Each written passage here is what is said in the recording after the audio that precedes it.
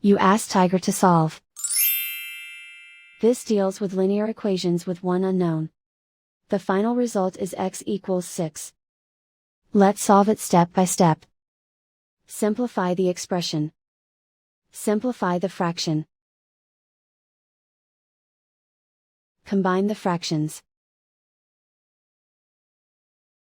Combine the numerators. Find the greatest common factor of the numerator and denominator. Factor out and cancel the greatest common factor. Simplify the arithmetic. Find the greatest common factor of the numerator and denominator. Factor out and cancel the greatest common factor. And so the final result is x equals 6.